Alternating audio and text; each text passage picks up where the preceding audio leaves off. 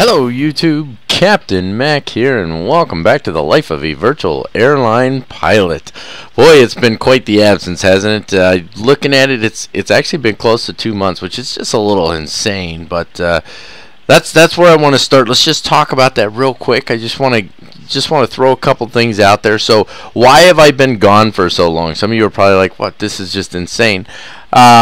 Life, plain and simple. So if you follow me on Facebook, I try to put a couple of updates on there. Life's just got me busy. There's a lot going on. There's a lot going on in my house, and you know, I got some friends going through some stuff that I'm trying to help out as best I can. You know, what little I can. So yeah, just life in general. And so with that, I want to throw out a very heartfelt thank you to all those of you who hopped on Facebook there when I put a couple updates down and took the time to just, you know, encourage me and kind of you know, support me and just remind me that, you know, you guys are still going to be here.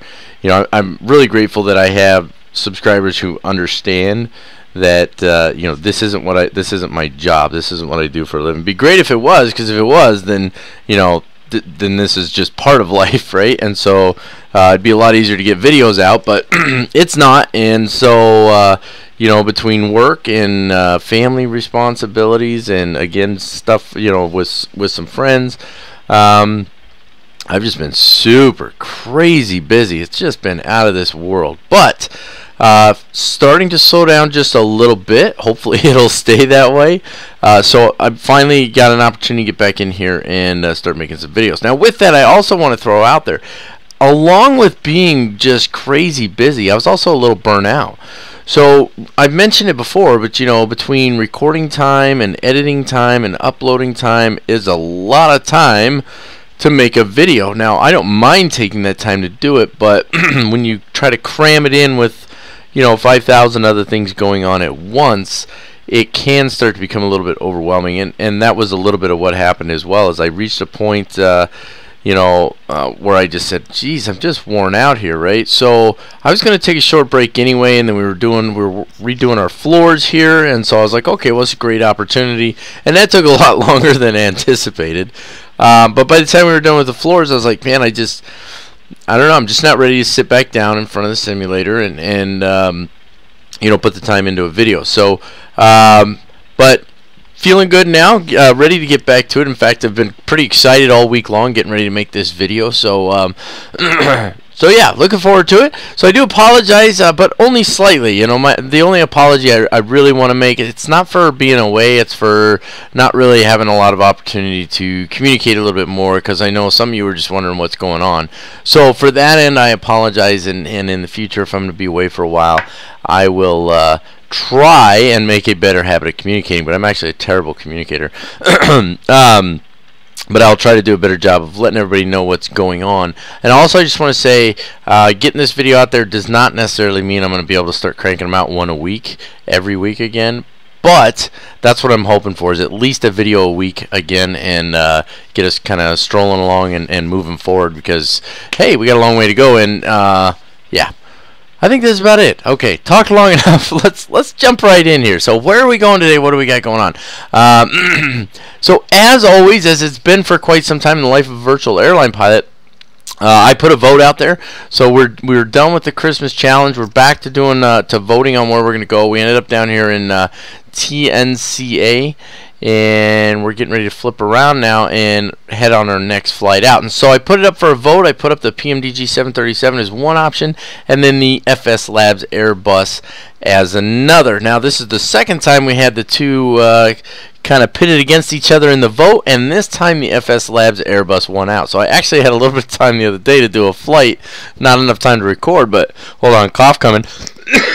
Some of you missed those Captain Mac coughs, didn't you? Right in your face. So the FSLabs Airbus won out, so that's what we're going to be flying today. FSLabs Airbus from TNCA up to Charlotte, and then I don't know where we're going to go from there, because I haven't even looked yet at what the options are, but there you have it. So let's take a quick look here. Let's see, what do I want to do with this guy right here? I want to, no, I don't want to do that. You can't see what I'm doing because I'm doing it on the other screen over here. But you can see what happens when I push buttons. I actually really like this airplane, guys. I don't know if I've mentioned that. Wow, is it? There we go. flight deck will work for me. So we need to take care of ACARS. That's what we really need to do here. You can see I've already gone ahead and grabbed that bid. So that's the only flight we've bid on right now. So we've grabbed it. It's in there. We need to set up our flight, right? So let's start with grabbing a previous route. I don't really care what anybody else did in the past. Any of these match ours? It doesn't really look like it, so it doesn't matter. Just grab one. Remember, this is just for the flight map. You do not have to follow it. We've talked about that 100 times, right? And we're looking at now this is one of those weird things. This is something I don't get with PFPX, right? So you look at the flight plan here. Cruise is long-range cruise, initial altitude 19,000 feet. Okay, what does it take us up to, though? It takes us up to 360. Like, why would we be at 19,000 feet? It's not a restriction on the departure, so it's just kind of weird. I'm not doing that. So ultimately, though, it's got us going where? Flight level 360. Yeah. So okay, that's what we're gonna put in there. 360. It's like it switches up for some reason. When you're flying certain parts of the world, it's like they have it the opposite. Here, if you're flying eastbound, it's odd altitudes, and westbound is even altitudes. It's almost like it's the opposite on this. But anyway, what else? That's it for that. Let me just make sure the parking brake is on. It is. Let's just get right here in case anybody forgot where the parking brake is, because I probably will forget lots of things today. But I did get, like I said, I got a flight in the other day, so that at the very least I wouldn't completely, utterly, totally go friggin' bonkers and just lose my mind. So here's where we start out. Okay, let's get started here. And I don't want to take, I want to try and speed these up a little bit. So I'm going to go through it, but I'm going to try and just kind of talk as I go, right? I'm not going to, I don't know. I'm just going to do my thing, whatever. Let's go to external controls here. And we want to connect the GPU and ground chocks. You don't necessarily have to connect the ground chocks, but hey, let's connect them. Now, keep in mind, if you connect them, you got to remember to disconnect them later. We're going to stay on here because we want to go to the fuel page. Another cough coming your way. That one was unexpected. And we're going to take this sucker from right here. So 13,104. Now, this is kilograms, and we're on kilograms in here. See, fuel kilograms, right? And if you're in doubt on the FSLabs Airbus, you can go to units up here. And then you can change it. So the one that's enlarged, I don't think enlarged is a word. So the Celsius is what we're doing for temperature, kilograms for weight, quarts for volume, but inches HG for barrel. And that was my preference because I don't like HPA. It's just weird to me. So my plane, my preference, people. So let's pull that flight plan back up here. Another cough for you. I don't know what's with the coughing. It's ridiculous. I'm actually going to the doctor later today for a number of reasons, because I never go to the doctor. So 13,104 kilograms our total fuel. So I'm not going to mess with trying to balance it all out in here. What I am going to do is put this where I can see, though. So 13,104 is what we're going for. And then I'm just going to put it right here in the total by clicking on that line select key. And then it's going to balance everything out for me. And I'm running on ground power right now, so it's not burning any fuel either. Okay. So it takes care of our fuel. And then what was the other thing we had to do? Oh, payload. So I'm not going to mess with the payload here. I'm going to leave it as is. But zero fuel weight center of gravity, I have to actually get from my flight plan. So if you're using the FSLabs Airbus, you need some type of flight planner that gives you a proper zero fuel weight and center of gravity, right? Now, you don't need to do the center of gravity. You just need the zero fuel weight, which is right here. So this is our max zero fuel weight, okay, 62,500, and this is our planned zero fuel weight. Remember, zero fuel weight is weight of the aircraft without fuel, so that's payload and everything. And then this is our takeoff weight, 73,100. So we're under our maxes. So we want to put, so we're at 60,346. So we want to put 60.3.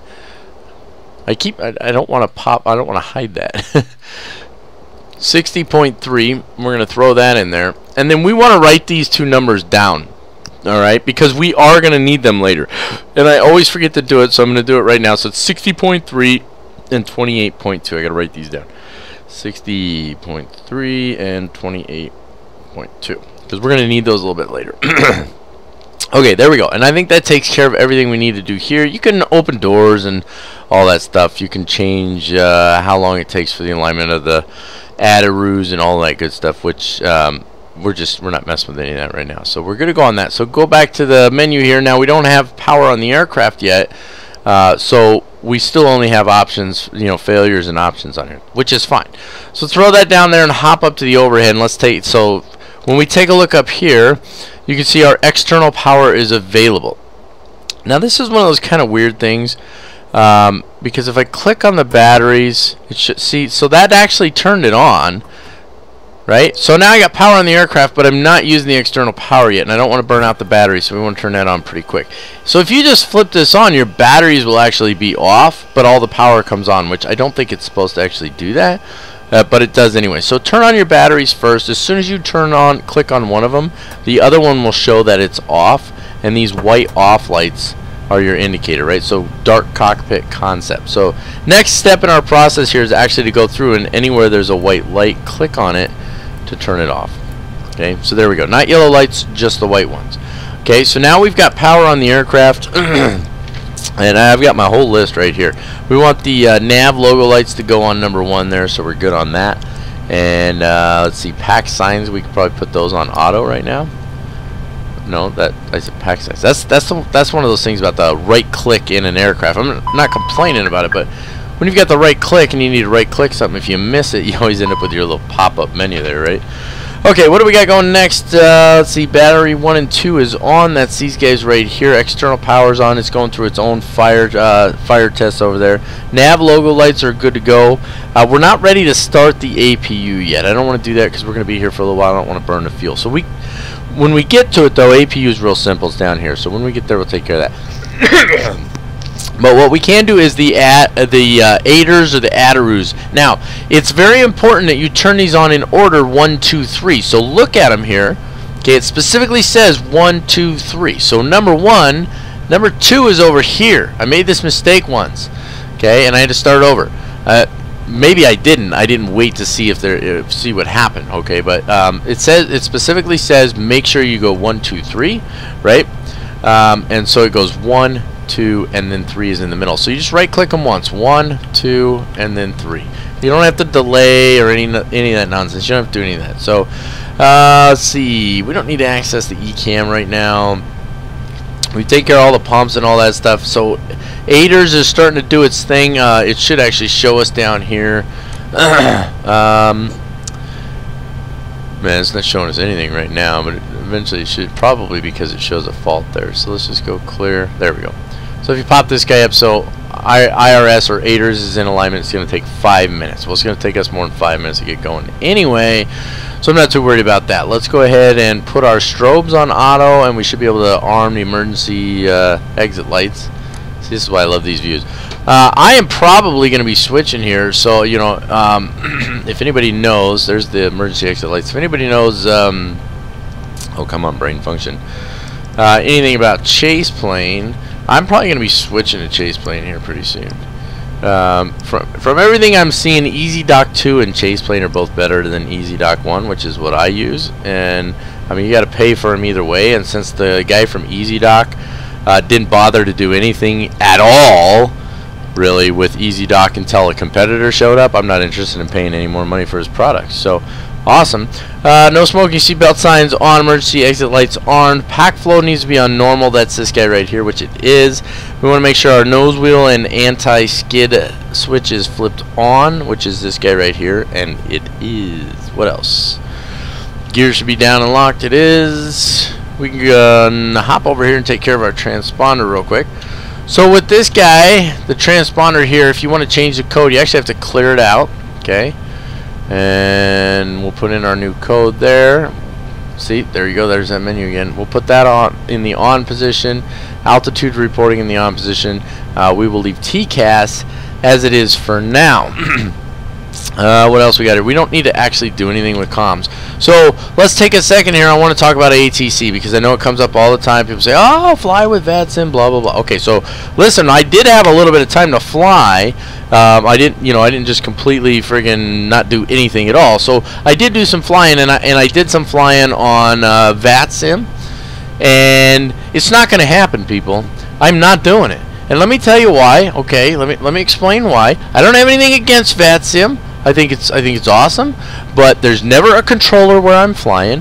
When there is a controller where I'm flying, their English sucks. I don't know what the English standard is, but I cannot understand a word they're saying, and it drives me insane. I end up having to go to text every single time because I cannot seem to find a controller who speaks proper English. Now, I'm not bad-mouthing these guys. What I'm saying is, because listen, they go through all that training, all that stuff. Hey, great on you.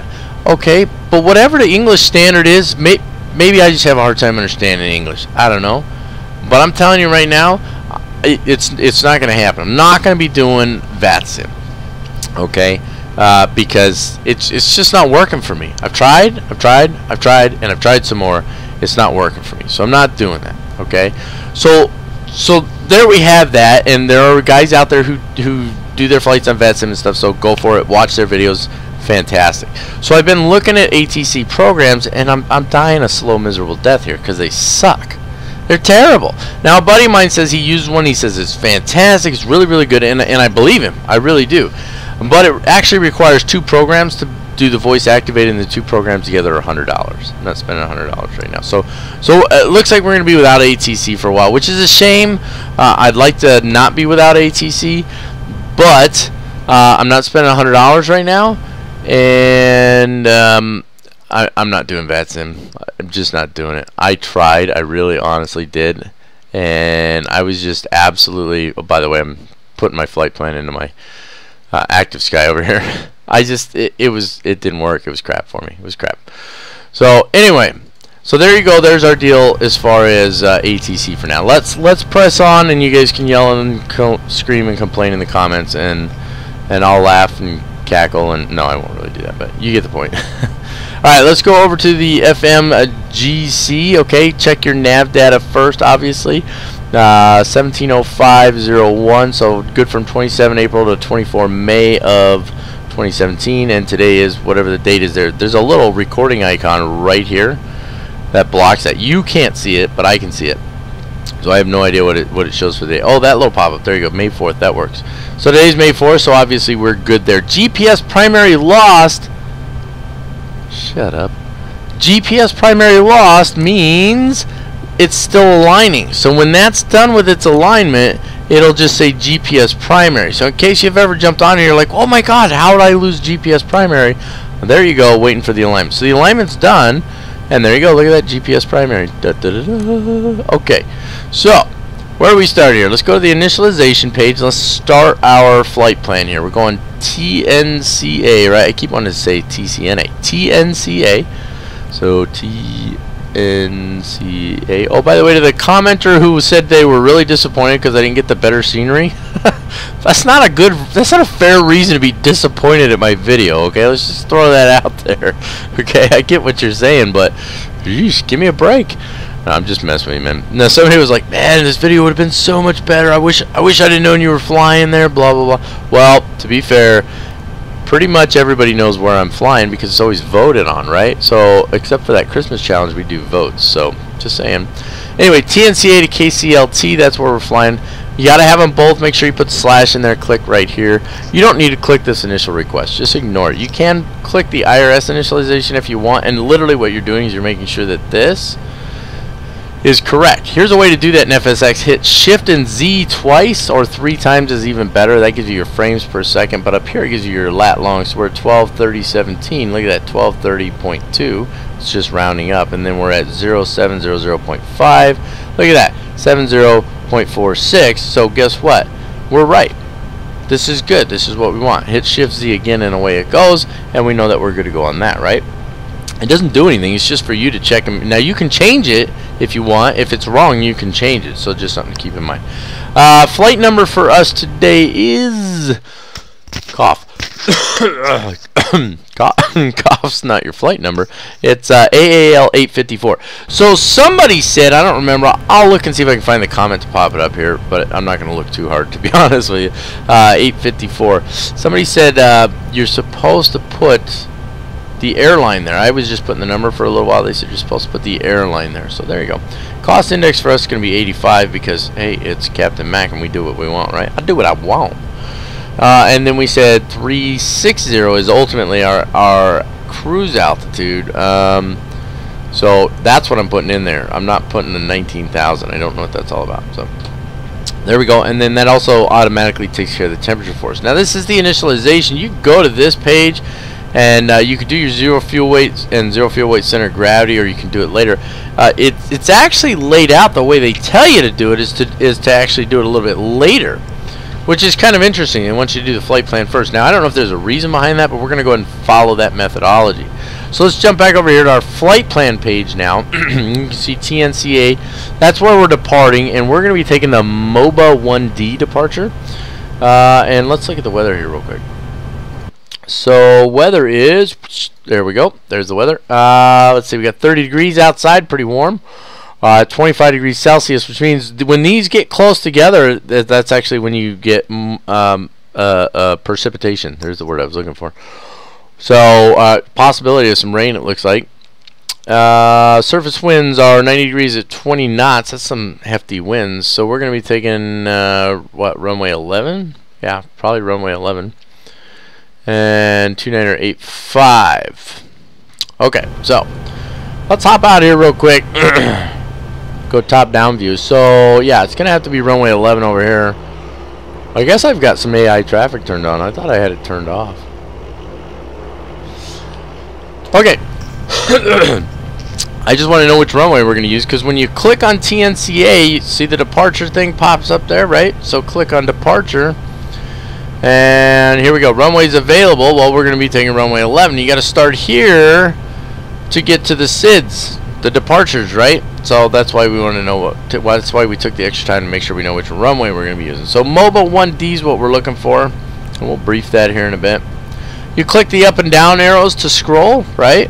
Okay, MOBA 1D, there she is. And we're good on that. And you can, so the temporary flight plan, if you click on that, then it keeps it all in yellow and temporary, or you can insert into the temporary flight plan. So what's over there right now is considered the temporary flight plan because it's got runway 11, MOBA 1D, no transition, right? So we want to click on temporarily insert. If you want to look at it and see if everything's the way you want it, then click on this guy. Alright, so bam, temporary insert. So now there you got us. There's an intercept, pop, cockib, I don't know, MOBUM, which is technically our transition, and then you get your flight plan discontinuity, and then it's on to KCLT, and that's okay. That's what we actually want. We're good to go there. So let me show you what we got going on here real quick and what we're going to put in. So MOBA 1D, that's our departure, right? And then we're out to MOBUM. You can see that right there. And then we're going to go 856 to Doosan and blah, blah, blah. You guys have all seen a flight plan before.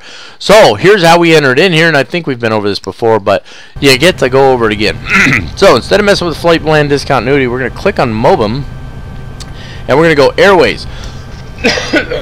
These coughs are annoying. I don't cough this much. I seriously do not cough this much, except when I'm recording a video. It's absolutely ridiculous. Anyway, from MOBUM, we're taking Alpha 567. So type in Alpha 567. Clear my throat there, and put her in right there. Waypoint mismatch, really? Let's try that one more time. Alpha 567. Right? Yeah, 567. That shouldn't be a mismatch. That should work. Yeah, there we go. Why didn't I wasn't paying attention. I must have missed a number or something. We don't want to insert anything yet. So Alpha 567, we're taking that to Doosan, D-U-S-A-N. So we type in Doosan, S-A-N. There we go. Bam. And then the next airway. So from there, it's UA315. And I'm going to show you something here in a second. Excuse me. UA315. So that's our next airway, right? So if you look on here, you've got UA315 coming from Doosan to Vesca, and then that's actually a step climb. But then it's still UA315 to Medan, and then another step climb, and then UA315 to Joses, right? Well, why would I want to keep putting that in there? If I go UA315 to Josie's, it will include Vesca and Meton. Watch, I'll show you. So we're going to go UA315 to Joses, J-O-S-E-S. And I'm going to cough again here in a second. It's ridiculous. Alright, to Joses. So that's going to include all of those other waypoints. And then from there, it's direct to CHS and then our arrival, right? So I don't put direct here. This is airways from MOBM. Okay, so I need to insert this now. Now remember, I told you if you click this one, it's temporary. It just shows it temporary, and if you click this one, it inserts it. So if you click on this one, oh jeez, so you can review it, right? So there was MOBM, Doosan, and you remember it was UA315 3 different times, and the 2 waypoints we skipped were Vesca and Meton. Well, there's Vesca right there. Wait for it. Wait for it. Come on. Now watch it not show up. There it is, Meton. And then Joses was the one that we went to, right? So we're going to go on that. Now, we've got a flight plan discontinuity in there, but we know we're good on these, so we don't want to erase it. We want to insert it. So click on this guy, and bam, turns them all green, and you're good to go. Now we can just go direct CHS, so just type CHS in the scratch pad here, and just put it right here where the discontinuity is. Bam! Now it does the same thing, right? Turns it yellow. Okay, well, from there we're going on to our arrival. So just insert it there, and then click on KCLT. Arrival. I have no idea which runway we're going to be on, right? Brain didn't want to function there for a second, don't mind me. So it starts out on this approach page, but we don't know yet. So click the right arrow down here. Getting the brain to work sometimes is a challenge around here. So Stoker 1. So this puts us on our stars, so you push the up arrow to scroll down. It seems a little counterintuitive, but that's the way it works. There it is, Stoker 1, click on that guy, and then our transition is, oh, you guessed it, CHS. Insert those. Now I have heartburn for some, I'm a soup sandwich. So CHS, Moper, Charger, Flag, Finish. Gee, did those have anything to do with stock car racing? Oh yeah, stock car racing. I don't know anything. But we don't have our we don't have a runway in here yet, right? There's no runway. We haven't chosen an approach yet. So that's it. We're done with our flight plan for now. Once we choose our approach, which is going to be when we get closer, we'll go back in here and we'll put the approach in, and then we'll get rid of any discontinuities that are down here by the arrival. But in the meantime, we're good to go with all that, right? So let me just check my list here. Let's see, we did all of that. So now we need to do our takeoff data, right, which is under performance. You click on it. Now they either have a sheet or a calculator that deals with all this. Now I don't know if it's somewhere in the manual. I didn't really look because your little flight tutorial tells you just click once. No, I said click once. No, it's not working now. Why is it not working? Oh, I know exactly why it's not working, because I'm an idiot. We can't go here yet. So you finished with the flight plan, but remember we didn't do page 2 of this guy. So you got to go back here. Now we put in our zero fuel weight center of gravity, which is, do you remember what it was? Did anybody write it down? I wrote it down. 60.3 and 28.2. You guys are killing me here. So 60.3 and 28.2. Right? Yep, there we go. So we put that in there, and then our block fuel, so we went 13,104, so we're just going to put 13.1. Bam, we don't need to do the fuel planning thing there, and that puts in takeoff weight and all that. Now, oh, remember this guy too, 28.2, because we're going to need that for our trim also. We'll show you that here in a little bit. Now we go over to the performance page, click once. There you go. Now it puts V1 down there. Click again and it puts it in there. So do that for all 3. And then typical takeoff is going to be a flaps 1 takeoff. And I have no idea how long our runway is. So I'm just going to do a toga takeoff. But if you remember when I did the tutorial on this, I set a flex temperature. Okay. And this is, let me explain real brief because I don't thoroughly understand it, but I have a general idea. More so now what flex temp is than I did before. It's an assumed temperature, so the aircraft is saying this is what I'm assuming the temperature is, and I'm only going to run the engines to this point, okay, power wise, because of this temperature. Very, very, very generalized explanation, so don't beat me up in the comments because it's not technically accurate, okay? It's the same thing as a derated thrust takeoff in a Boeing. That's what flex temp does. So when I did the tutorial, I put a flex temp in, but I threw the throttles all the way up to toga. Well, when you do that, little Captain Mac cough in your face there. That's why we got all those warnings and stuff like that. So there we go. Click on next phase real quick. Nothing. We're not going to do anything with this. Manage, climb, cruise, descent, and then we're not putting in any information for our approach yet, but we will when the time comes. We're going to put in the QNH, the temperature, the magnet. This is the wind for the runway we're using. All of that good stuff, right? But for now, just make sure we got flaps 1 in there, and I think we're good to go. Let's jump over to the flight plan page. Let me just double, triple, quadruple check. Yep, that's everything for our flight plan. So, a few more things to clean up before we can get on our way here. Let's jump up so we can see a little bit better. We want to pull up our weather here. So, QNH is 2985. So, let's put that in there real quick. Kind of low pressure. You have to set them both. They're not connected to each other. There might be a way to connect them. You want to make sure these dots are on. Don't mess with those. Leave those as they are. Right-click this to go over to 1,000. See the little white dot right there? Here, I'll zoom in because somebody's going, no, I don't see it. Okay, little white arrow. Right-click. It's over on 1,000. Makes it a lot easier to scroll, right? So we're going to 36,000. We don't have any altitude restrictions, I do not believe. So we're good on that. Make sure there's a dot there. Flight directors. Zoom back out here. Flight directors both on. We're good on those. You can put this on whatever you want. Well, we have a discontinuity here, don't we? What's that all about?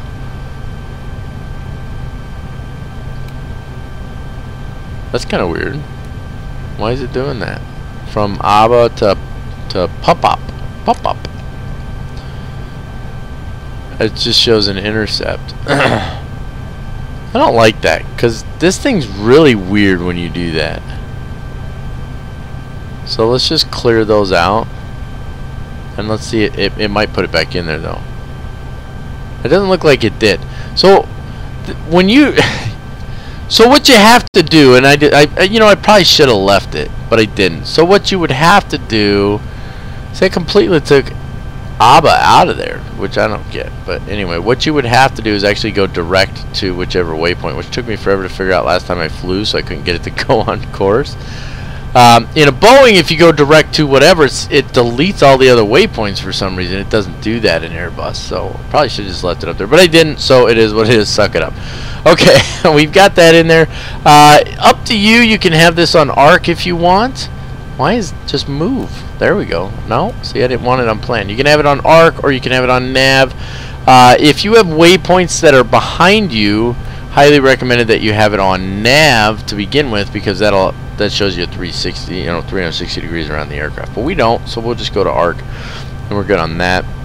You can leave his on whatever it's on. What else? Let's see. That guy's got to go on. So the checklists are very, very, very, very brief, right? So you need to make sure you go through the tutorial or watch what I'm doing here and make sure that you get all of that information. Oh, by the way, this should be heading and VS. Okay, and you can click on this thing to change that, but heading and VS. Let's see, nav radios. We're not messing with nav radios. We don't have to. FMC's got the info in there. In the real world, it would be good practice. So before you jump into comments and say, yeah, let me tell you how it's really done, I know it would be good practice. I'm not doing it, okay? So at this point, we're pretty much ready to start the APU. So what I'm actually going to do here is I need to take a couple minutes, make sure I have everything organized properly. So I'm going to show you this lovely aircraft from the outside view. And then when I come back, which is only going to be like a second for you, but it's going to probably be a few minutes for me, we're going to remove the chocks. We're going to make sure our brakes are on, get our APU fired up, and do all our last minute stuff to push back and get moving. Yeah, something like that. Ooh, I hear an airplane. Where you at? I'll tell you that the engine sounds from AI aircraft are just absolutely ludicrous in this thing. There's the airplane way over there, and it sounds like he's like right behind me. It's ridiculous. Anyway, okay. Oh, for crying out loud. I'll be back in a minute. Alright, still a lot of work to do. So let's get back to it here. We're going to fire up the APU here in a minute. And what else? I'm sure I'm missing something. Shouldn't we have done the trim in there somewhere? For some reason I think we should have already done the trim, so we're going to do it here real quick. Remember I said you need to remember that center of gravity, right? Well, here's why. See the CCG here? This is what it actually uses to determine how much trim you need for takeoff. So we're at 28.2, which is going to be obviously down here by the 30, right? So you want to scroll this. It's very weird the way it works. Okay, so I've had this happen before, and if anybody knows why, for the love of my sanity, please tell me.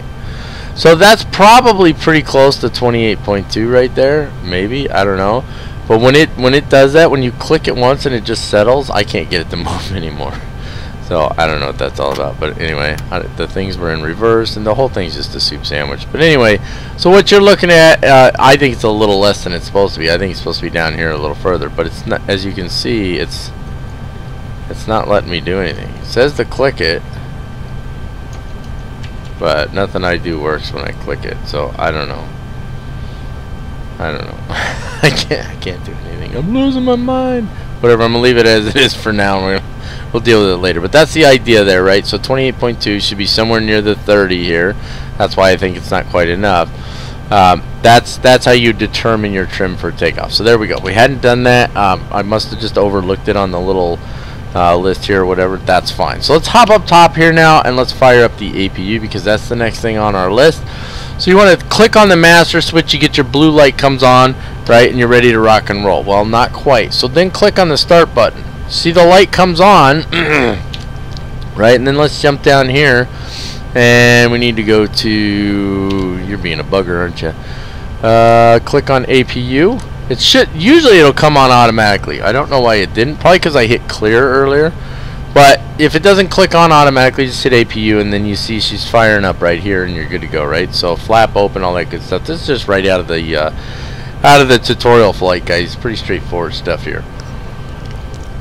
So we'll just give that a second to fire up. There we go. Once we get up here nice close to 100%, it tells us that it's available. So we hop up top here now, and here's what we want to make sure of. So we've still got external power on, right? But the APU is on.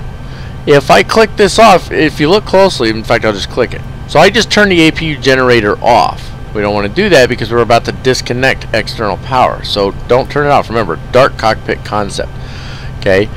We don't want to mess with these two switches because we want to leave her running. We don't need to click on anything where it says available here. It's already started, so we're good to go on that. But we do want to make sure that our APU bleed is on because we're going to need that to start the engine. So click on that. That will give you a little blue light there. Because we've got power on the aircraft now, our engine's on. I believe the beacon's supposed to come on. I think it says over here. I have a little struggle here, guys. Okay, I'm going to turn wing lights on and beacon light on because we're going to start in a minute anyway. But here's my struggle. Okay, for small aircraft, I had that on auto. Why did it go off? For small aircraft, folks, as soon as you put power on the airplane, you turn the beacon on. For like little Cessnas and stuff, right? That's what you do. Why are all those off? Didn't I have them all on? They all turned off. These guys too? Nope, those are all good there. That was interesting. But anyway, the point is so to me, the beacon needs to come on. Did we start flight with our ACARs? We should have, right? Yep, boarding phase. Good to go. Whew, been a little while here, guys. Been a little while. Alright, so I'm turning the beacon on. Maybe I'm wrong, maybe I'm not. Feel free to share down in the comments, but I'll probably have a hard time changing it anyway, so just keep that in mind. Okay, what do we got next? So we need to remove the external power now. So to do that, we're going to hop down here. Let's just double check. Parking brakes are on. That's what we want, right? And so you can use either one of these. It doesn't really matter. Like if we just go into this guy, we can go into options, right? External controls, what we're looking for. So what it says here is what you want it to do. So if I wanted to air start, I click connect, right? Because GPU is already connected, I want to disconnect it. So click on that, and then let's get rid of the ground chocks as well. Disconnect that, and we're good to go. And then we'll hop back over to FMGC here.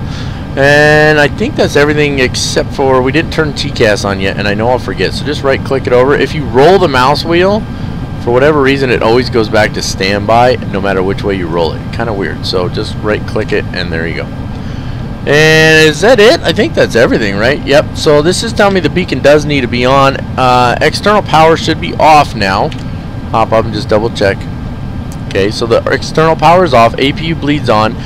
Packs are running right now, but gens 1 and 2 are not. Why? Because those are from the engines, right? We haven't started the engines yet.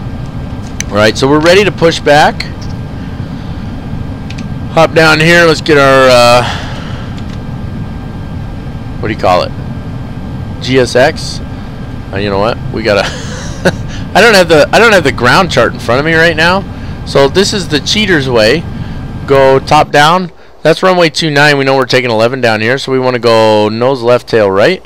We don't want to start engines before pushback. That's the cheater's way to do it if you forget which way you gotta go, or if you don't have a ground chart in front of you, right? And we don't have a ground chart. Okay, so while they're getting set up, just a little bit of business for us to take care of. We want to come down here. This is your engine starter here. Put that over to engine start. Okay. We're not going to release park and brake until he tells us to. And then a bunch of you kind of, I wouldn't say you beat me up in the comments, but one person did. They're like, well, maybe you should have read the manual. So when you do start the engine, and I'll tell you again when we start them, you right click, hold down that right click, and left click, right? So that's why I struggle with it during the, whatchamacallit, the tutorial. He's not talking at all. Okay, so this is a problem. So abort to pushback. Nope, that's not what I wanted. I said abort to pushback. Here's the problem, okay? So I just turned my GSX off. If I don't hear him talking already, something's wrong with GSX. So I'm going to try it one more time. If not, then I'm just going to do it myself. So prepare for pushback and departure. Nose left, tail right. There we go. Let's see if we hear anything this time. So he's pulling up. But it's like it freezes or something. I think there's a pushback function on this guy in there. I don't remember. Doors, engines. There's another page here, by the way. No. Sounds, controls. I'm gonna give him a second to see if it happens, because I want to tell you something anyway. Let's talk about controls real quick. Okay.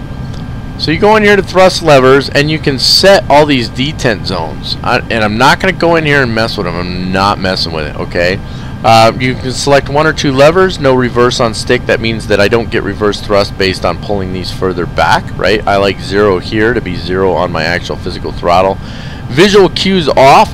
If you turn that on, a little green bar pops up, so when you set it to flex or climb or toga, it'll say that up top. I don't need it to do that. I just listen for the clicks. But with the detent zones, interestingly enough, I had them all set up, and then I hopped back in here recently to do a flight, and it wasn't working, and I set them back to the default, and it works. So I don't know. Okay, GSX is not going to work. We've talked long enough about this stuff. Put that back on flight plan. My nose itches. Big surprise, right? It's always something when I'm making a video. So abort to pushback. We're going to do it ourselves. And so what I'm going to do here is, well, let's just shift P, right? I haven't used this in a while. Shift P, and we still have the brakes on, so let's turn the brakes off. Left click it. What? The add-on is causing the Kotal scripting engine to restart. Please download and install the latest standalone add-on manager. No, I don't want to open the error log. Hopefully it doesn't mess up the whole flight. Okay. Well, we're pushing back. I don't know what caused that. I don't know if that was this guy or what, but I guess we'll have to download the latest add-on manager here at some point. So anyway, we'll just let her push straight back for a minute here. Let's go ahead and start engine number 2. Very simple. Right click and hold, and then left click. Okay.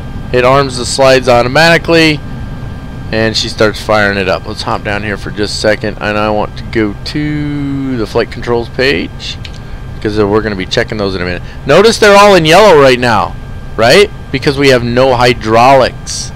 We don't have hydraulics until the engines are running, which they are starting to spool up as we speak. Okay, we're going to stop the pushback here because, whoop, why am I hitting shift and 9? Stop.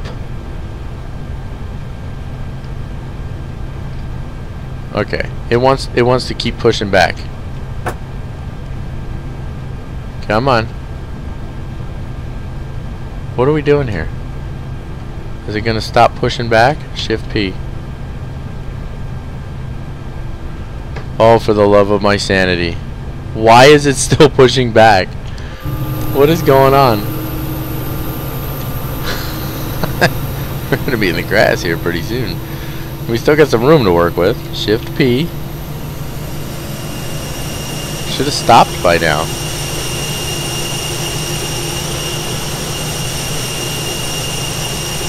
That was absolutely ridiculous. It would not stop the pushback. Okay, well, Control P doesn't work for the parking brakes either for some reason, so right click that to put the parking brakes on. Engine number 1 is good to go now, so we're good on that. Oh no. Not again. Nose wheel steering is disconnected.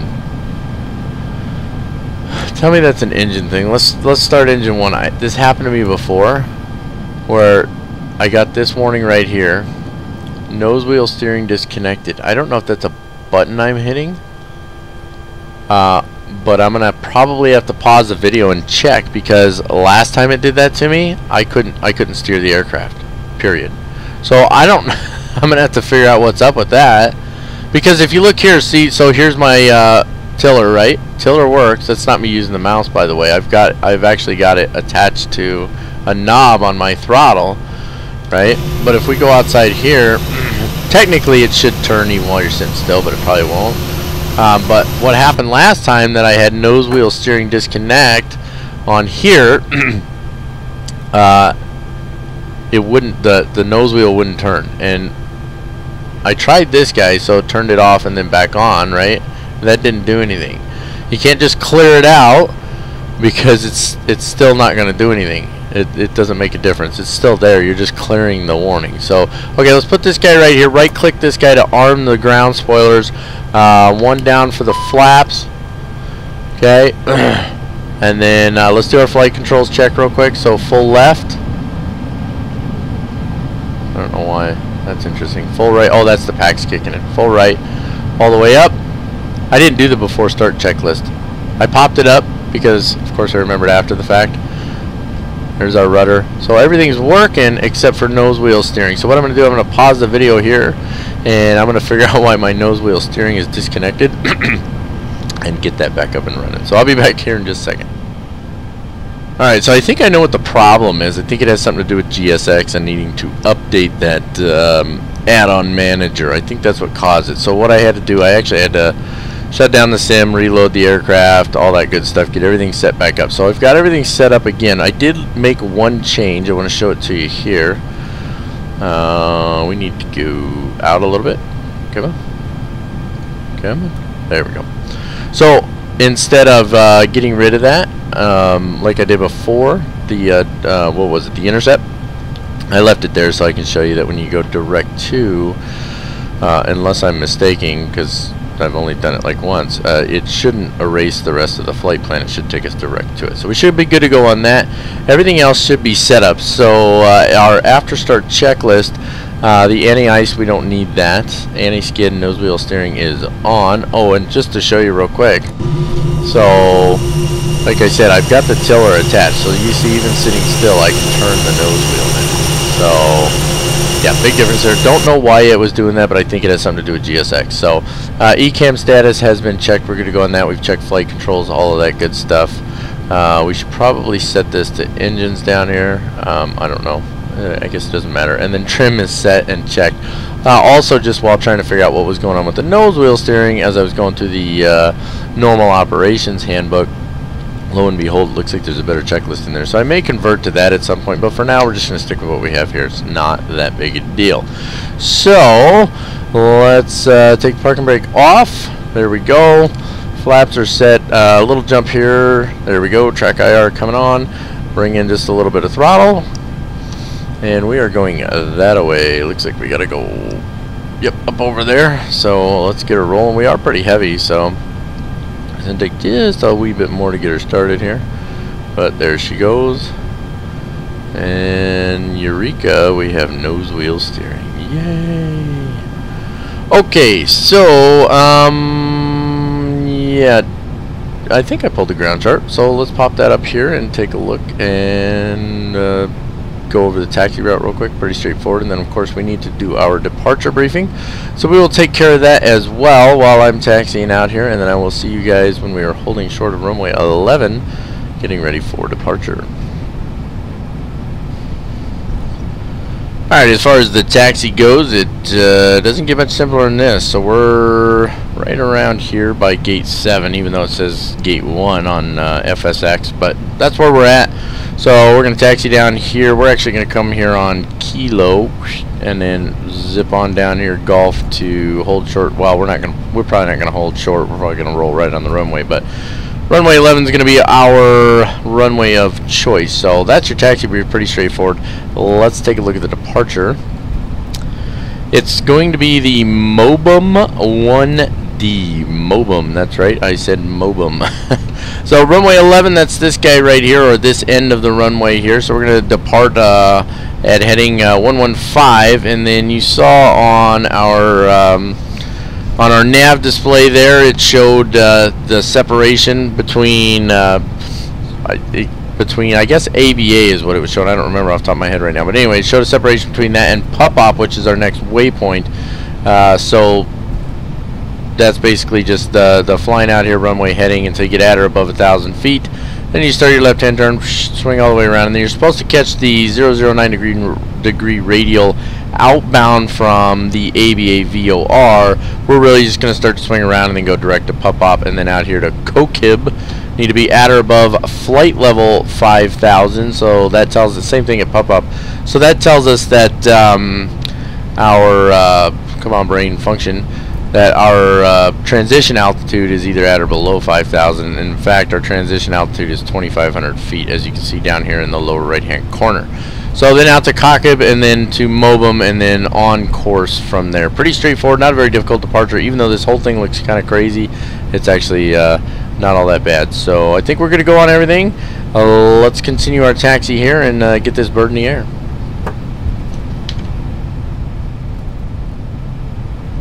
Alright, now that we got our departure briefing out of the way as we're continuing our taxi down to the runway here, I just want to note something real quick. Last time I flew this aircraft, the nose wheel steering wasn't the only issue I had. At one random point, the landing gear decided to descend, and that of course caused a problem, which meant I needed to use the gravity release for the landing gear, which is functional in this aircraft, by the way. So if that happens, we'll deal with it, but it's not because of something I'm doing. The aircraft's acting a little weird, so just keep that in mind. Let's take care of our before takeoff checklist as we're taxiing up here real quick. Flight controls have already been checked. Flap setting is confirmed. Briefing has been performed, so we're good on that. Let's see, we want to make sure auto brakes are set to max. That's these guys over here, so we're good on that. Signs are on, spoilers are armed, flaps are in takeoff. Takeoff configuration, you click on this little button right here, and then you should get normal on there, which we have, so we're good to go on that. And packs will be as required, and that's pretty much it. That wraps up our before takeoff checklist, which means once we get up here, we can roll directly onto the runway, which is always much more fun, and go right into our takeoff roll. So I'm going to break away for just a second here since I got a couple more minutes worth of taxi. I'm trying to keep my taxi speed down so I don't do anything stupid. And as we're getting ready to pull onto the runway up here, we'll jump back on. Alright, the approach path is clear, so we're good on that. Let's pull her out on the runway, and as we do, let's go ahead and get our landing lights on. Right click those twice. Come on. Takeoff lights and runway turn-off lights. All of those are on. We could turn off one of the packs if we wanted to increase performance for takeoff, but we're not going to. It's not required, so we're not going to do that. Which means we're good to go on everything, so we're going to roll her right on here. We should have plenty of runway to work with. So as we roll on here, we should be able to throttle up and rock and roll. Keep in mind, we are using a TOGA for takeoff, max thrust, so that should be more than enough for us. Love using a steering tiller, though. Let me tell you, it does make life a lot easier. On runway 11. And I do like that runway advisory. I forget what that's called, but all right. As we're lining up here, let's go ahead and bring in a little bit of thrust.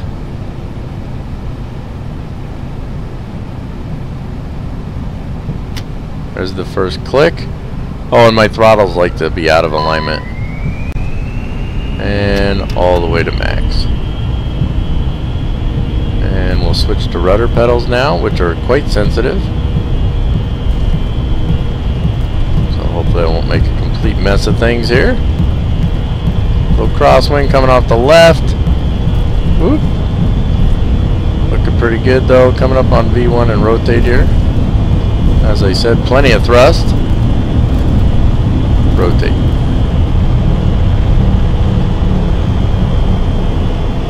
And follow. Whoa, there's a little freeze. Follow your flight director.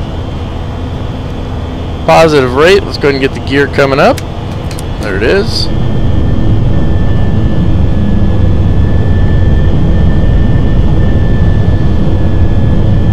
Okay. So we'll start heading towards, what's the name of that one again? Pop. We'll start heading that way here in a second. Interesting how quickly it moved to the... Oh no, I'm looking at the VOR. I'm an idiot. Don't mind me. Okay, so it wants us to lower the thrust to climb now. You can see that right here. So that's going to be 2 clicks, right? So there's flex. And you can see they're always a little out of alignment. Right? So there we go. Down to... And then we got to bring the nose down because our speed's going to drop off, right? Okay. Looking pretty good. Maybe brought it down just a little too much. We can bring the flaps up at this point. So let's do that. Flaps coming up. Start making our left turn here. And as I'm doing that, I'm going to go ahead and engage the autopilot and the auto throttles. Give them control. I don't know. Okay, so right now we've got control, right? So it wants to go heading 113. So let's pop this guy up here. So go direct to pop. Insert. Bam. And see, so it doesn't get rid of it. It just inserts it into the flight plan, which I really like. So that takes control over here. Let's go ahead and give the speed to the aircraft as well. See, it's telling me to lower to climb still, even though technically I have. And then it says levers asymmetric, right? So they're not quite even, which is really obnoxious to me.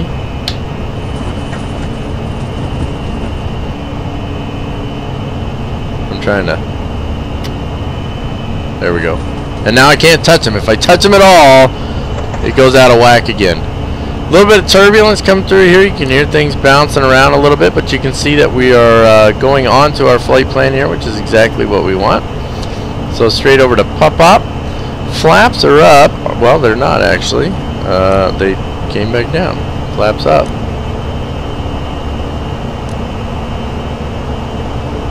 Did they come back down? Did I bump it or something? Oh, you know what? The speed might have gotten a little low, and they the flaps, if I'm not mistaken, somebody correct me if I'm wrong, but I believe the flaps will auto-deploy if your speed gets too low, which is kind of interesting. But anyway, so there's that. There's on my little checklist, there's no after takeoff checklist here, which is... Wait, oh, see, the gear just dropped down. No reason for that. Why is the gear dropping down? I have no idea. It's absolutely ridiculous. But it's going to keep doing that to me, and as my speed increases, what's going to happen? It's going to end up damaging the gear. Okay, right-click this guy to go to standard because we're above transition altitude for this area. Oh, I hope that gear doesn't keep doing that. I have no idea why it's doing that. I'm going to have to figure that out. So, see, there it goes again. Okay, back up. So let's try and take care of after takeoff stuff here real quick. And then that way I can pause this and see if I can figure out why it's doing that. Pretty much we're good to go though. Autopilot is on. Mostly it's monitoring. Again, I don't have a checklist for it. So what I'm going to do actually is I'm going to break away here. We're going to go ahead and take care of that obligatory elevator music. And I'm going to figure out why this stupid thing keeps dropping the landing gear. So we'll see you back when we get to top of climb.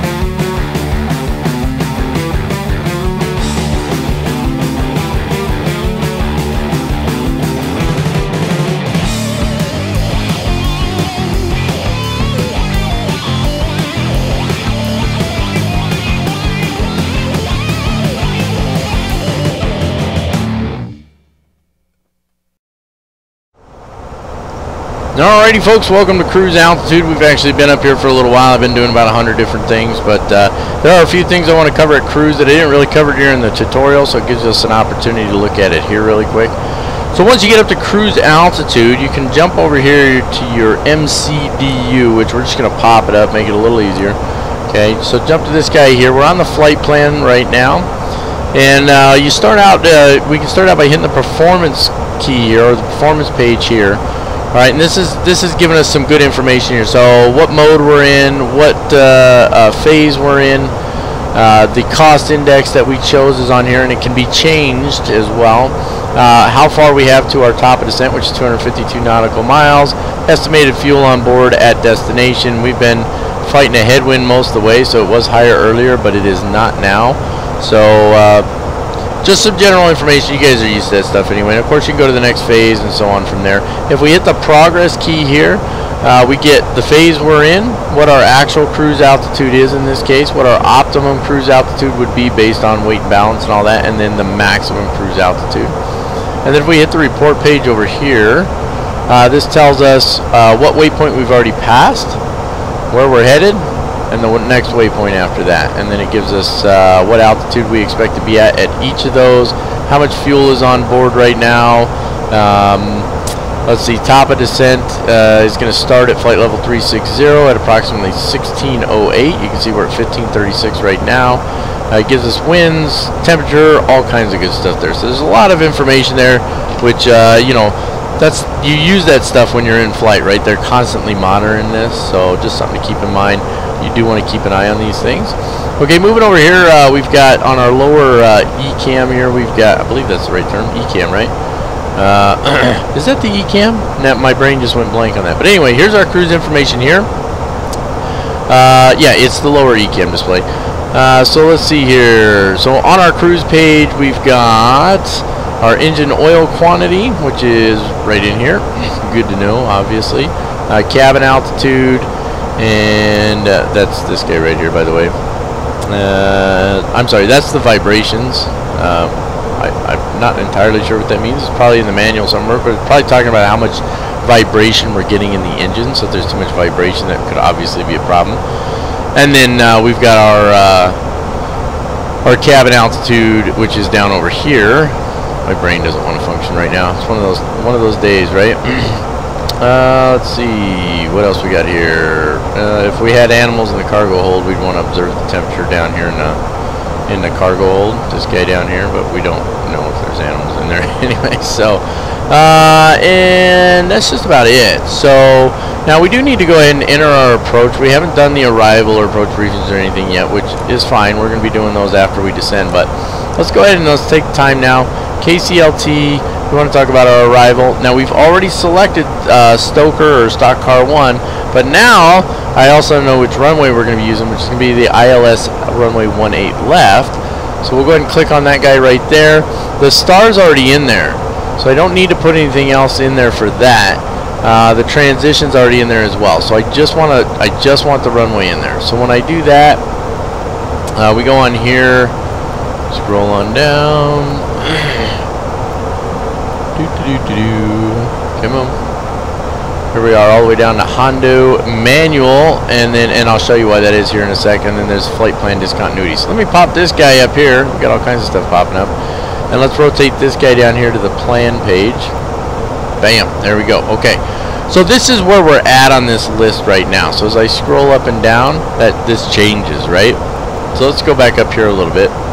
Let's go all the way out to the start of our arrival here. Okay, that's good enough. So CHS, and then it's to Mopar from there, and then to Charger, right? So there you go. There's Mopar. There's Charger right there.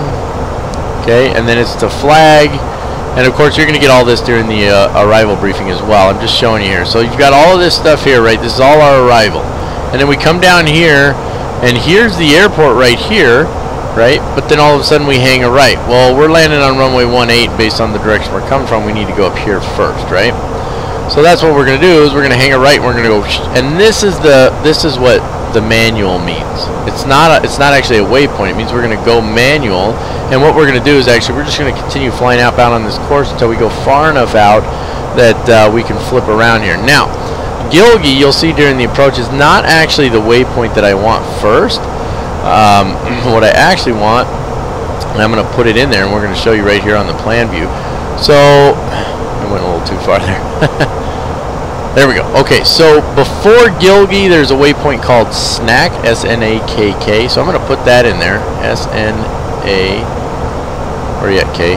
K-K. And I'm going to put that before Gilgy, okay? And that put a flight plan discontinuity in on both sides. That's all right. I'm not worried about that at the moment because I'm not done, right?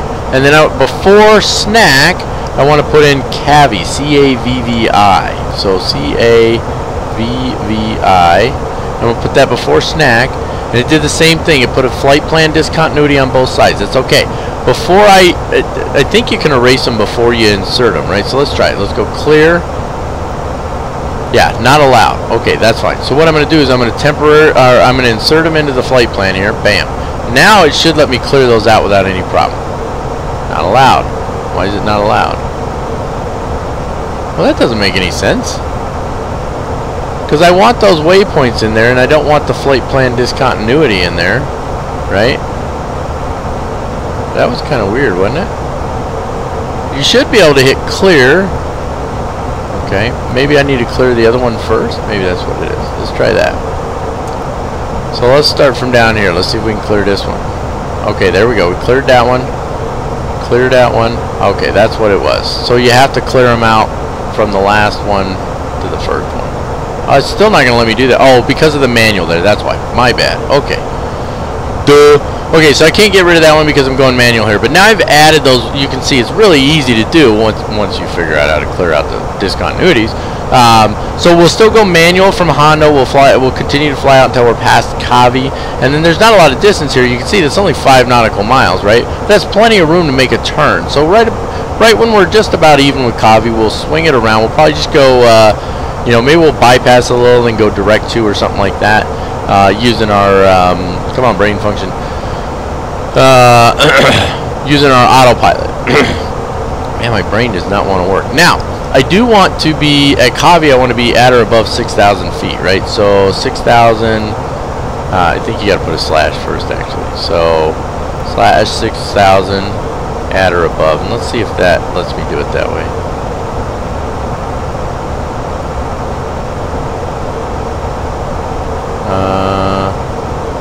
Oh, it's asking me if I want to climb because it's actually got me lower here. So let's go, let's do the same thing up here. So slash,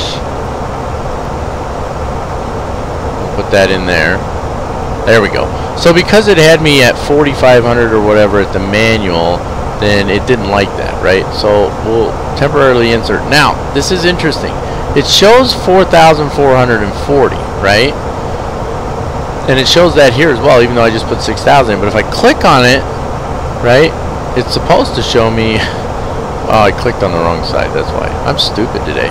Click here, and it shows me altitude constraint of 6,000 feet. See what I'm talking about? Okay, so even though it says 4,440 here, I've actually got an altitude constraint in there of 6,000 feet, and that needs to be in there. Because when we do our approach brief, you'll see that there's an altitude constraint there. Okay, so at Gilgy, I'm just going to go silent here for just a sec. I'm sorry, at QED, it needs to be at 3,000 feet. So he's got me at 3,010, that's fine. So we're going to go there. I think we're good with that, and that's actually where we start our descent. So there you go. That's how the approach is going to go. And of course, you're going to get an actual approach briefing on that here in a little bit. And we'll put this back to ARC any day now. There we go. We got it figured out. And that's pretty much it for the cruise phase. So we've still got, let's take a look here. We've got 194 miles to top of descent. There's no reason for you to have to sit here and stare at nothingness for that amount of time, which is what I'll be doing.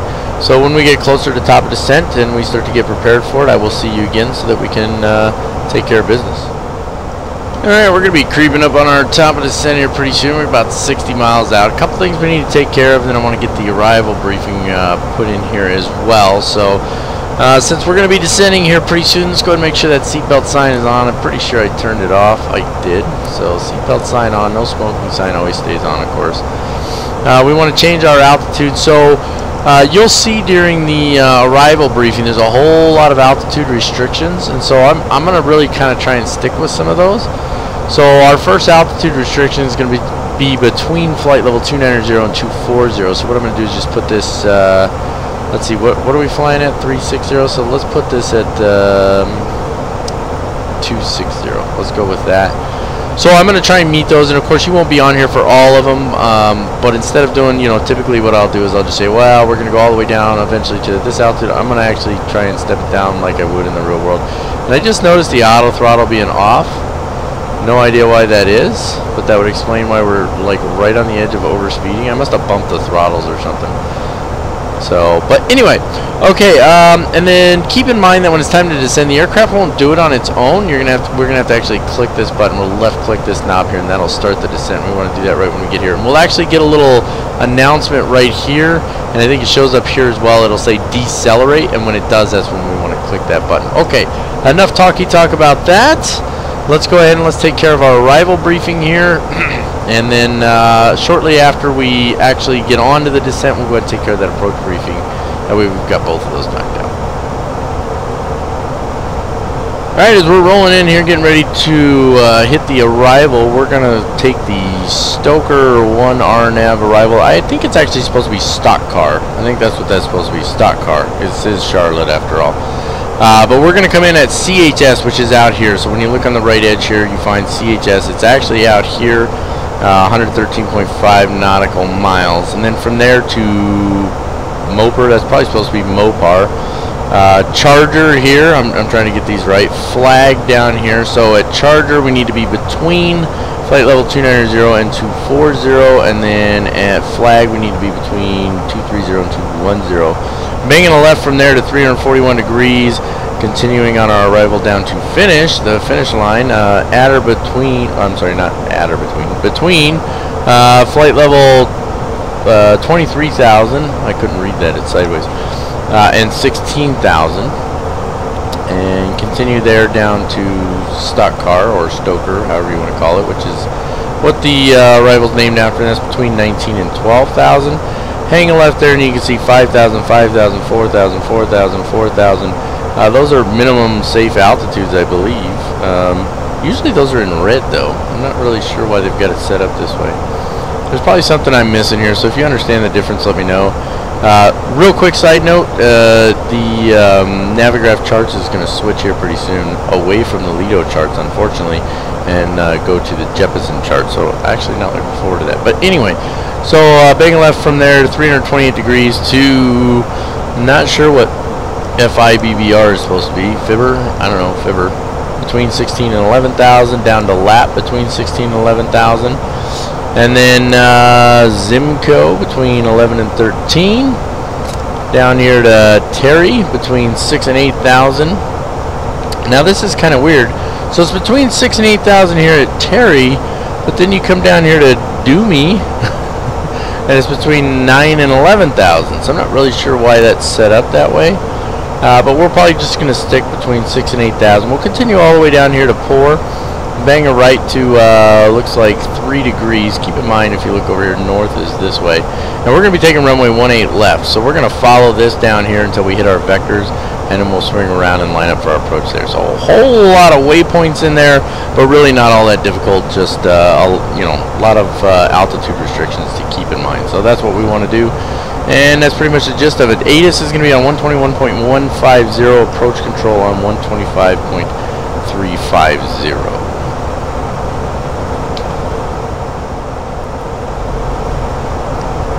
Alright, as previously mentioned, it's going to be the ILS or Localizer 18 left approach for us today, and that's going to be on frequency 110.35. It is the India Victor Kilo Quebec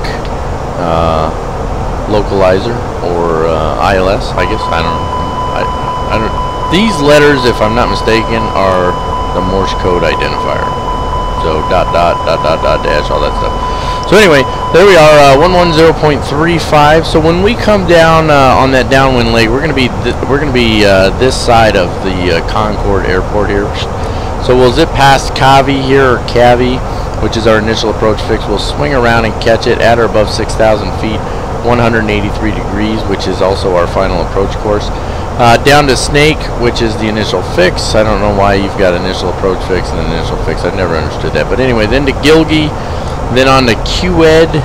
And these probably mean something that I have no idea what they mean, and somebody who's a stock car fan does, and they're like, oh, you don't know that? Then down to Zimog here, which is 4.2 from what's the word I'm looking for? The transmitter, right? The ILS transmitter. That's why it says 4.2 from IVKQ right here. And then on in from there, unless, of course, we have to execute our missed approach. And we'll get a better look at that as we get down here. So let's scroll down, take a look at our profile view. We've got 2,644 meters of runway to work with. No displaced threshold. Standard 3-degree glide slope with PAPI lights on the left-hand side, assuming that FSX has this airport set up properly, because I don't have any add-on scenery for it or anything like that. So out here at QED, our final approach point, that's where we're supposed to start our descent. So we should be at 3,000 feet there.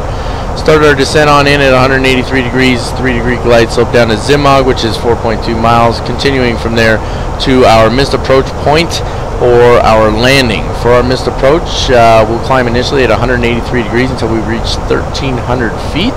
Then we'll make a left turn and intercept the 093-degree radial for the CLT VOR out to Locust and climb to 4,000 feet. And you can see what that looks like here. So basically you're just coming out straight this way until you hit 1,300 feet. Hang a right and catch this 093-degree radial outbound from the Charlotte VOR. Now keep in mind, so it's 1,300 feet. The airport elevation is 748 feet. So your missed approach altitude here is at about 56 feet above the runway. I'm assuming that's what the 56 means there. That's just a wild guess. That's what we call a SWAG, scientific wild ass guess. So it shouldn't take you that long to get to 1,300 feet is the point. So you should be able to get there if you execute a missed approach before you reach the end of the runway. So it should be plenty of time to get to 1,300 feet, start your left-hand turn, and intercept that radial. So I think we're good to go on that. ATIS is still 121.150, tower on 118.1, and ground control, even though we're not talking to any of them, 121.8.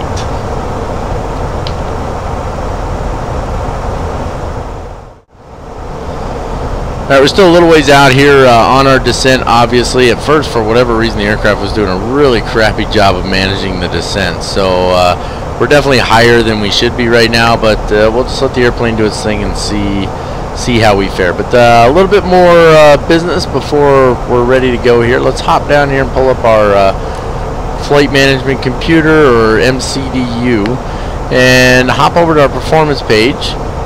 And we are going to the approach phase. And what we need to do is we need to put in some weather conditions here. Hold on, I gotta take a drink of something before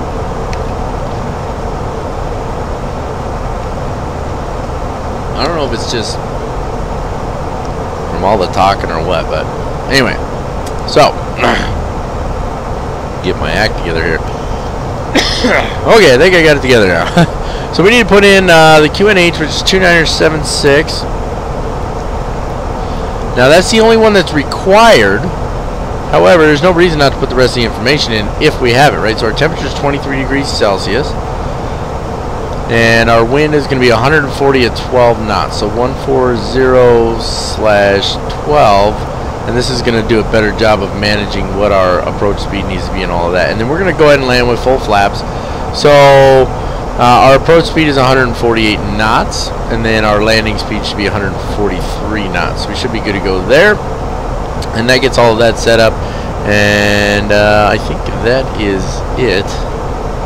Yeah, other than when we get down here a little bit further, when we get to this manual here, we're going to have to go direct to Cavi when we're ready to do that. So that's it for the moment. As you can see here, we'll pop this guy up real quick. Still a little ways out here, but there's the airport right there. So we're gonna swing on by and then set up for the final approach, and we'll be good to go. So I'll be back on here in a minute. I just wanted to show you guys that so that you didn't miss out on it. Alright, as you can see, we've passed Cavi here, so let's go ahead and let's swing around here and start getting set up for this approach. And let's go direct to Cavi. Insert. And there we go, swinging her around. Fantastic. And we can go ahead and bring in flaps 1 at this point because we're at 220 knots. So let's go ahead and bring in flaps 1. There we go. And then our next flap setting is at 215, 200, and so on. So we're looking good. Getting her down. It's going to hold 6,000 here for us. As soon as we hit Cavi, we'll drop her down to 3,000. So let's go ahead and set this up. And we'll turn the track IR on here in just a minute, and I'll probably do what I've kind of been doing with the PMDG 737 when I fly with the FS2 Cruise. I'll just kind of keep recording, and if I feel there's something worth talking about, we'll talk. If not, I'll keep my mouth shut. And on we go. And you can see it's definitely default terrain out here. The vector data is really bad in FSX. It's terrible. It's just terrible. But it is what it is. Frame rates suck right now anyway. I don't know why. I think I need to do a little cleanup work to tighten up my frame rates and all that good stuff. But anyway, swinging her around here to Cavi. As soon as we cross over, let's go ahead and shrink this bad boy down.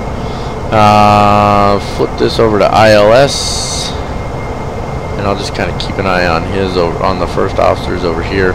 We can click the localizer on at this point, and it grabbed it almost immediately. I don't know why it had a little jerk like that, but it grabbed it almost immediately, so we're good to go. You can see here's the localizer coming in right here, so we'll be keeping an eye out for there. Well, there's that right there, and I'll watch Cavi over here once we cross over it. Let's put that at 10.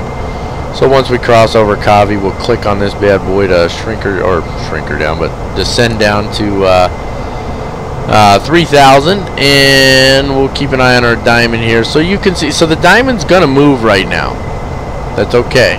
Now, if I wanted to, I could intercept the ILS way out here. I mean, and you can't do it. If I hit the approach button right now, what it'll do is it'll intercept this ILS once it gets to it. So I can do that instead of messing with this.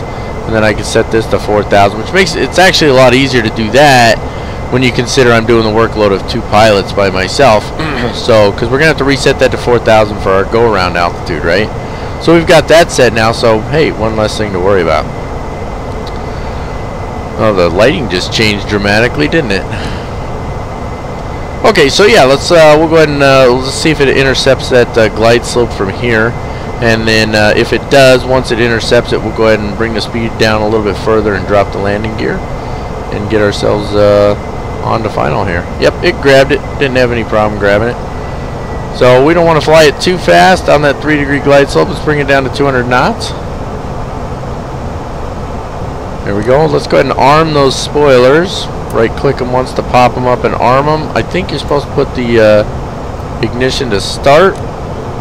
Seatbelt sign is already on. I'm going to turn the master switch on for the APU, and then I'll start the APU if I remember just before or just after landing. Low cough there. And what else? I don't think there's anything else to mess with right now. I don't know why this thing's clicking ILS over here like that. It's giving me a that's a warning or a notification. It's telling me maybe it's because I put this on ILS. No, I mean, I'm supposed to be on ILS, right? I've hit the approach switch. Maybe because you're supposed to have both autopilots on? I don't know. That's for an auto land, though. We're not going to auto land it. Okay. Well, let's put on our medium auto brakes there. We're going to go on that. Spoilers are armed. Speed's down low enough. Let's go ahead and drop the landing gear now. Gear's coming down. Looking for 3 green. Love those sounds.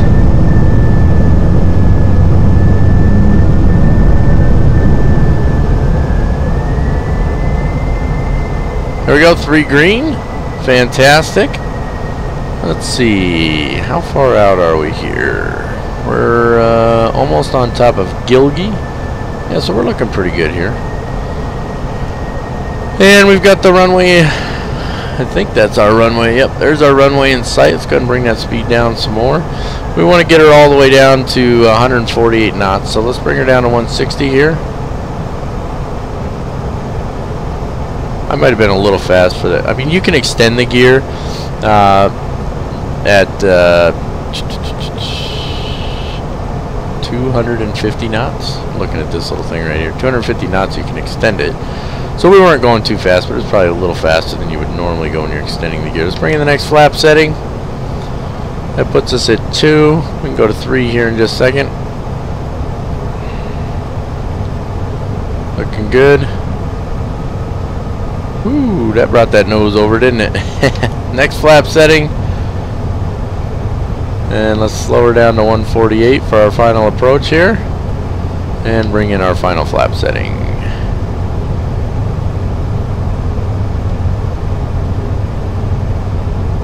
Alright, everything's looking like it's set up good. Landing checklist, ECAM memo, landing no blue. That's this guy here, we're good on that. Let's see, landing gears down, signs are on, spoilers are on, flaps are set, auto throttle, we're not turning that off quite yet. We'll leave that as is, but we will be taking the autopilot off here pretty soon. I'm not going to let the airplane do all the work. Little jump here, track IR coming on, there we go. Alright, see if we can get our track IR hat straightened up here. A little bit of crosswind coming off the left side there. I'm going to let the autopilot do a little bit of work just because it's a, you know, we got a 20 knot wind kicking right now. In case you can't see, I'll pop it up for you. So we got 20 knots. It's not straight across, but we're still getting a healthy crosswind there. So something to keep in mind. It's a little bumpy, a little bit of weather out here. You can see the rain coming, screaming at the windshield there. It'd be great if it actually, if you could see it hit the windshield, right? Because then you turn on the windshield wipers and all that good stuff. Anyway, all right. What do you say we take this autopilot off? There we go. Alright, I have control of the aircraft now, sort of. Control is a relative term, right? And we're just going to hold her right there. Everything's looking pretty good. Descent rate's 800 feet per minute. That's not too bad. And I don't think there's really anything else to say right now. The wind let up just a little bit, so we'll just lessen that crab ever so slightly. There we go, looking good. She's a little touchy to me. I think it's just a little touchy. Yeah, the wind's dropping just a little bit, so you can see we keep kind of shifting to the left a little there. That's because our nose is pointed into that wind, of course. So we just got to keep an eye on it. We got plenty of runway to work with. Not too worried about that. This is our terminal area here, so we're going to have to back taxi. Something to keep in mind as we're on short final here. Rated descent's looking pretty good. Little scratch my ear here. 18 left. Oh, now that wind got us, didn't it? Let's get her back over on the center line here. Oh boy, she really froze up there for a second, didn't she? 500. All right, let's listen out for it to call us a retard. There's somebody crossing the runway. He's the retard. We're actually just a little high. See if we can make a smooth landing.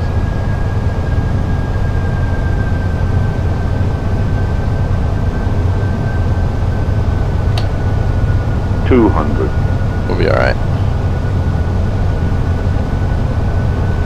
100. 50, 40, 30, 20. Retard. 10. 5.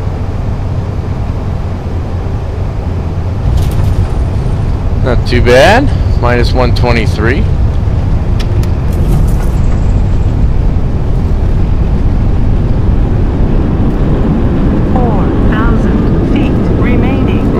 That wind really pulls, doesn't it? Come on, baby. Hard to keep her in the center there.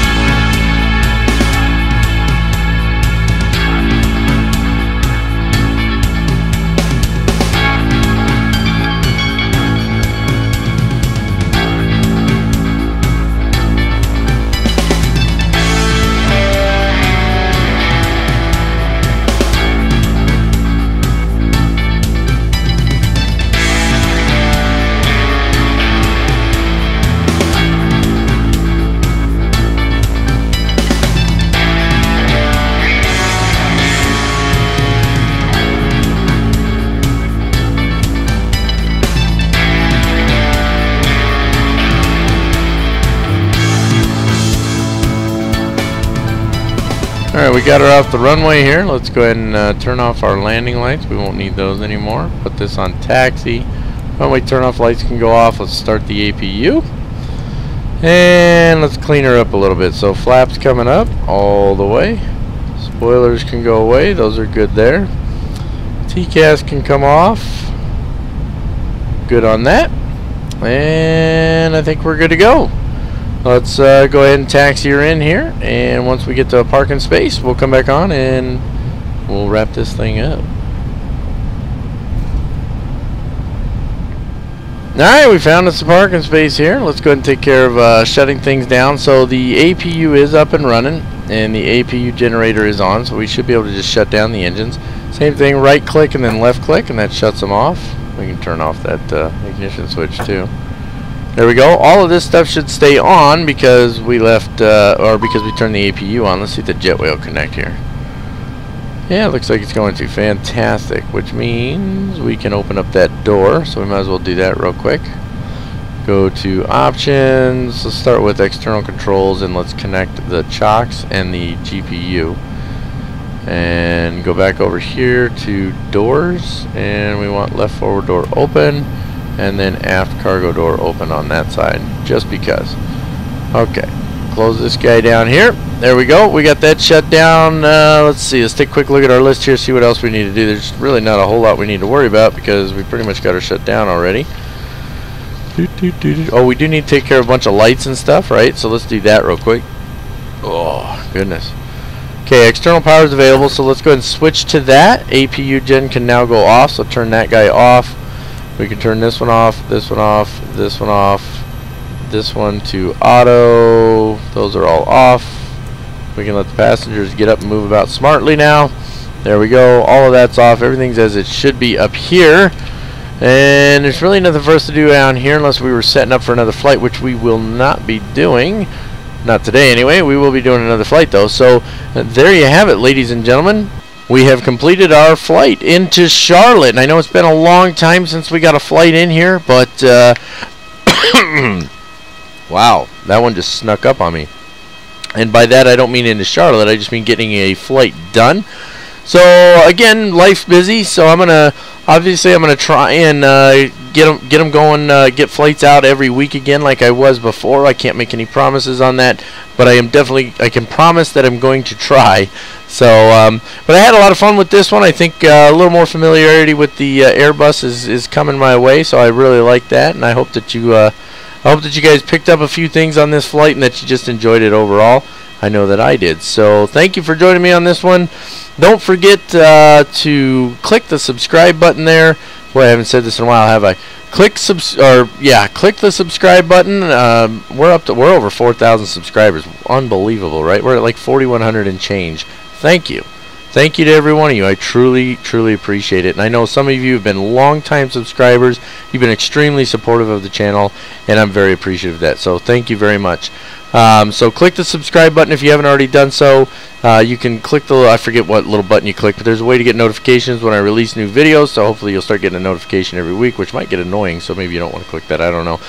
Don't forget you can like us on Facebook, follow us on Twitter, and don't forget to follow us over on Twitch at CaptainMac3588. I can promise you that it's going to be a while before we get to live streams again, because those do take a lot of time, but we do still have a series of flights we're working on over there, flying the hump in the DC-3, so I'm looking forward to getting back to those eventually as well. So that's going to wrap it up for this one, folks. As always, don't forget, keep the blue side up unless otherwise instructed by ATC. God bless you all and have a fantastic day.